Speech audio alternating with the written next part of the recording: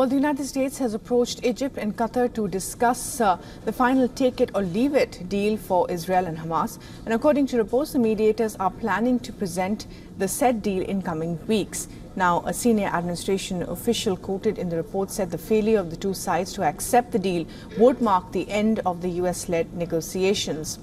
The hostage for ceasefire deal faces renewed emergency in the backdrop of Hamas's killing of Israeli-American Hirsch Goldenberg Polin and 5 other hostages. Now, the US President Joe Biden said he was heartbroken by the killing of the Israeli-American and other captives. Vice President Kamala Harris also spoke to Goldenberg Polin's parents and expressed her condolences. She said, "My heart breaks for their pain and anguish." Biden and Harris will attend a meeting in the White House Situation Room with the administration's top negotiators. In a statement, the White House said that the discussions will focus on efforts to drive towards a deal that secures the release of the remaining hostages. Now, earlier in the day, Israeli Defense Minister Yoav Gallant and his US counterpart Lloyd Austin spoke on the phone.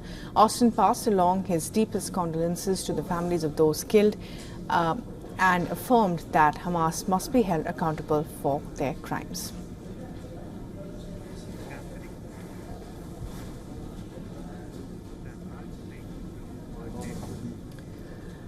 And for more on this, we earlier spoke to Daniel Rubinstein, a current Israeli citizen spokesperson from Tel Aviv. He's also the former advisor to Prime Minister Netanyahu.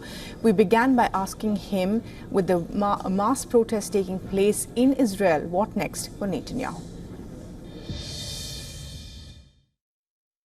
Netanyahu has been open to negotiating some kind of deal that will see the release of hostages. There have been many advisors sent to Doha in Qatar, to Cairo in Egypt. Egypt and Qatar are both mediators for Hamas. We would like to see more pressure from Egypt and from Qatar and from Turkey on Hamas so that Hamas will do the right thing, lay down its arms, and release the hostages.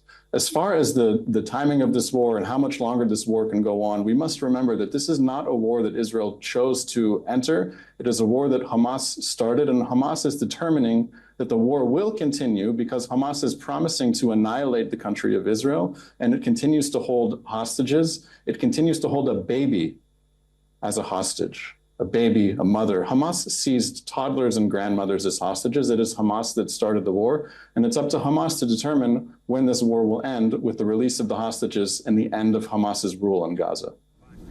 For all the latest news, download the WION app and subscribe to our YouTube channel.